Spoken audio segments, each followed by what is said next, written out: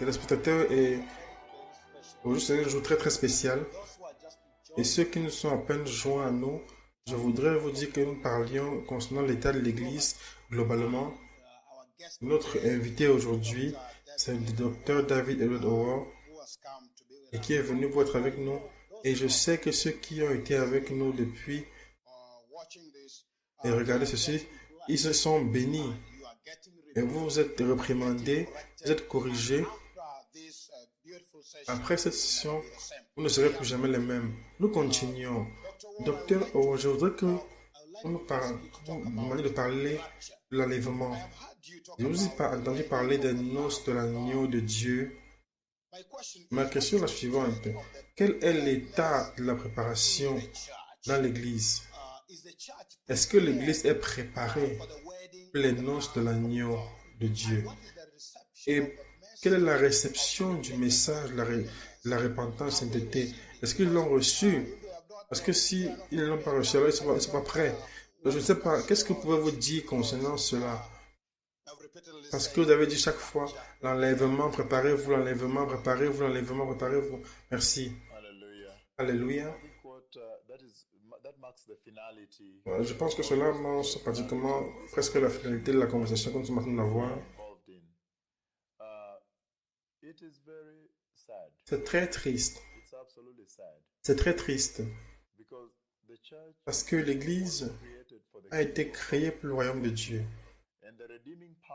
Et la puissance qui la rachète, la puissance de Christ, a été essentiellement avec pour but de confirmer, de totalement la libérer, de sortir l'Église, de l'amener dans le royaume de Dieu. Et les événements comme l'enlèvement et beaucoup d'autres événements comme la seconde venue du Seigneur et le jugement final et le millénium, le jugement du millénium sont des événements de la fin.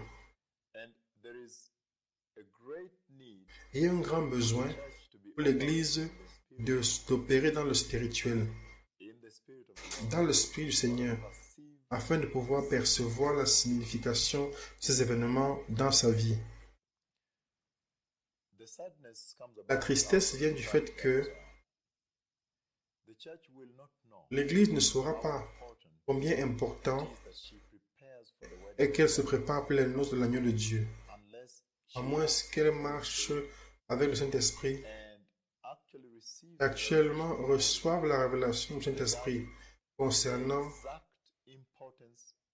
l'importance exacte des noces de l'agneau concernant le royaume de Dieu.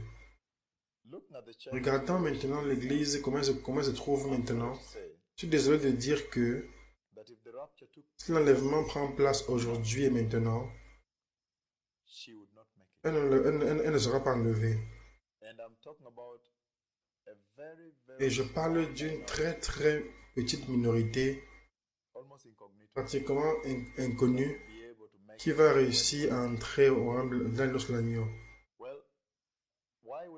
Pourquoi je dis cela? Alors qu'il y a des chrétiens qui sont là, qui prient partout chaque jour, des chrétiens qui marchent, qui vont à l'église pratiquement chaque jour, qui vont à l'église chaque semaine, chaque mois.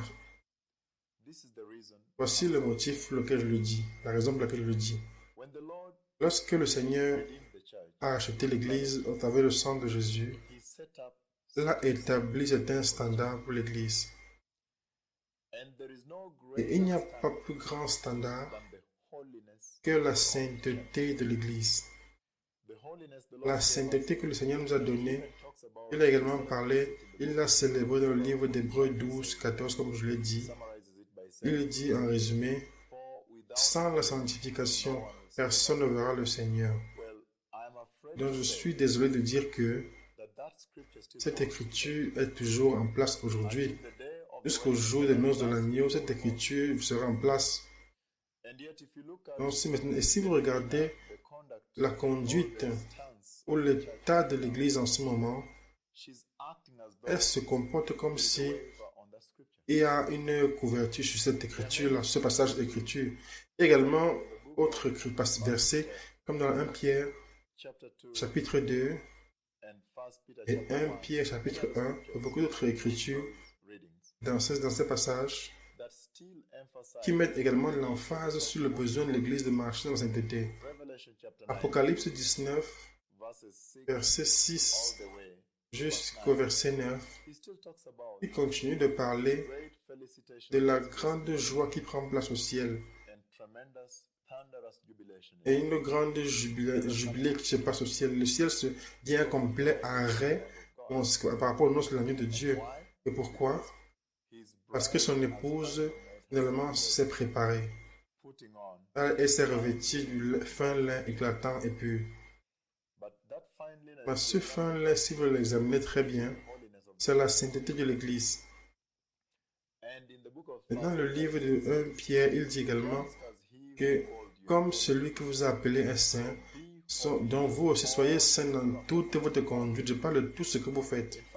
En fait, si l'Église doit percevoir la grande profondeur de ces Écritures, alors elle va immédiatement réaliser combien elle dépend du Saint-Esprit.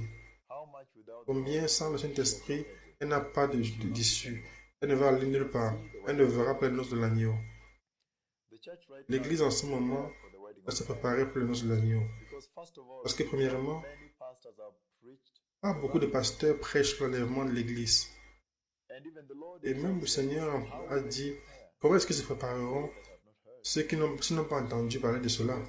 Donc il y a une grande obligation de la part de l'Église d'aller vers ceux-là que les pasteurs vont vers d'autres. Il leur fait comprendre que la Bible entière, commençant de Genèse jusqu'à Apocalypse, a été écrite par le Saint-Esprit pour le seul et unique but que l'Église puisse entrer dans les noces de l'agneau de Dieu. Parce que ça, c'est le jour où l'Église entre dans les noces de l'agneau. Lorsque Dieu le Père a créé l'homme à la création, il a dit, faisons l'homme à notre image et à notre ressemblance. Qu'est-ce que cela veut dire? Comment est-ce que l'Église comprend cette écriture? Il est en train de parler de l'homme qui est à l'image de Dieu. Mais si vous regardez très attentivement le même livre de Genèse, il dit, la chair retourne à la chair, à la poussière. La poussière retourne à la poussière parce que la chair était faite de la poussière. Donc cela veut dire que cette chair-ci, la forme physique va retourner à la poussière. Et cela rapidement valide le fait que l'image et la ressemblance de Dieu, donc que le Seigneur parlait de cela, est une image spirituelle. Parce que Dieu ne meurt pas. Il ne voit pas la mort. Donc, il n'y a en aucun moment, il parlait d'une image physique qui meurt comme l'homme meurt en ce moment. Il parle de l'image spirituelle, l'état immortel qui entre dans le royaume de Dieu, qui a vaincu la mort comme le Seigneur l'a fait. Il n'est pas à s'étonner que le 1er novembre, l'année 2006, lorsque le Seigneur m'a présenté les 2 anneaux de mariage dans le ciel à 3 heures du matin, les 2 anneaux de mariage étaient très identiques. Les anneaux de mariage, un c'est pour le Christ, le Messie, et un autre c'est pour l'épouse sainte de Christ. Ils sont identiques. C'est une leçon incroyable à l'Église, que le standard de Dieu est toujours le même. Que nous devons revêtir la justice de Christ. Je veux dire que les pasteurs doivent se lever au fait que, s'ils le veuillent ou pas, le même Saint-Esprit qui était disponible à Christ lorsqu'il a marché sur la terre, lorsqu'il a aidé après le baptême, à aller au désert, de l'enseigner pour sa mission, dans la prière et le jeûne, pendant 40 jours et nuits. Le même Saint-Esprit qui l'a aidé là où est en Ésaïe 61 pour compléter la mission pour laquelle il est venu, le même Saint-Esprit qui l'a aidé au jardin de Gethsémane, Quand il était tellement faible dans la chair. Lorsqu'il a dit que la chair est faible, mais l'esprit est plein de bonne volonté. Et le même Saint-Esprit qui l'a conduit à la croix pour être crucifié pour terminer la mission. Le même Saint-Esprit maintenant qui l'a ressuscité de la mort. Alléluia. Il est le même Saint-Esprit qui l'a amené même à Béthanie. Il est à Béthanie avec les disciples maintenant. Il a levé ses mains pour prier pour eux. Il est béni. Et le ciel s'est ouvert. Et c'est le même Saint-Esprit l'a levé au ciel. Ce même Saint-Esprit est disponible pour l'Église aujourd'hui. Et ça, c'est la raison pour laquelle Dieu tient l'Église au même standard. Et les deux anneaux de mariage sont identiques. Cela veut dire que l'Église doit se vêtir la sainteté de Christ le Messie.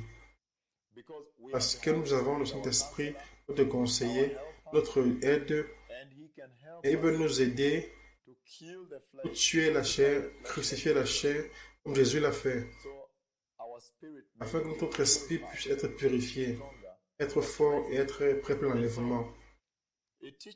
Cela enseigne donc beaucoup de leçons en ce temps-ci où nous vivons dans les derniers jours, avant l'enlèvement. Révérend Amos, je vous dis que le 7 janvier, par voix, le Seigneur a dit que l'avènement de Christ est proche. Et je vous dis que je me suis levé, j'ai comme ça tremblé, j'ai commencé d'appeler la réunion, je les ai mis à jour. Mais dans ma position, lorsqu'il met ce qui met dans mon cœur, parce qu'il me parle de manière audible, et ça m'a fait choquer, ça m'a fait être secouant. Je tremble, parce que vous réalisez que nous sommes assis vraiment très près de l'avènement de l'enlèvement. Et pourtant, l'Église ne semble pas percevoir cela. Elle semble ne pas comprendre le danger du péché dans lequel elle se retrouve. Mais avant qu'elle ne puisse être guérie par Christ de ses blessures du péché, elle doit être prête à se repentir. C'est un ticket gratuit. Je voudrais vous rappeler de la visitation du 3 mai 2007, où finalement le Seigneur a ouvert le ciel de manière puissante. Et j'ai vu dans cette vision du Seigneur, j'ai vu l'horloge du Seigneur qui est posée. L'horloge qui était 23h59 de la nuit. Il manquait 1 minute à minuit.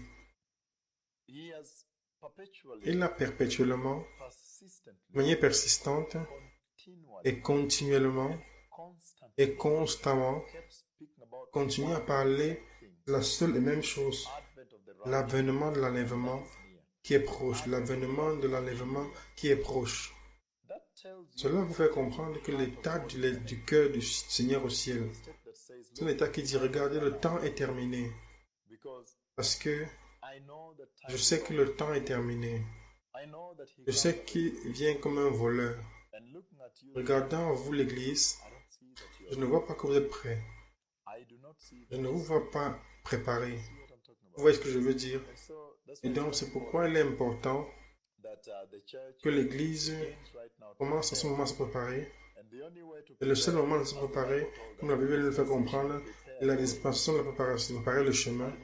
Je me souviens très bien, en ce 2 avril, lorsqu'il a présenté Jean-Baptiste en 2004, 2 avril, il a présenté Jean-Baptiste à ma gauche me parler concernant les noces de l'agneau de Dieu, concernant la venue de l'agneau de Dieu. Et la gloire du Seigneur a couvert tout cet endroit dans cette vision. Je me souviens très bien que cela parle tellement à l'Église, que nous sommes en dans une dispensation où maintenant nous devons nous préparer le chemin car le roi revient. Et le seul moment de pouvoir préparer le chemin, c'est la repentance. La repentance, c'est de s'éloigner et se retourner à la justice et à la sainteté. C'est un standard que le Dieu ne peut pas changer. Et c'est beaucoup d'amour de notre Dieu du ciel que nous pouvons vivre et voir cette génération, cette période, cette saison. Pour maintenant, le message est venu à eux et qui dit préparez-vous, le Messie revient bientôt. Beaucoup de personnes sont mortes sans l'écouter. Donc c'est pourquoi, regardant l'état de l'Église, c'est comme si le Seigneur a un agenda au ciel et un temps ligne prophétique, alors que l'Église opère sur un calendrier différent. Il y a un mélange entre les deux. La bonne nouvelle que j'ai pour l'Église aujourd'hui, c'est que la repentance peut briser cela.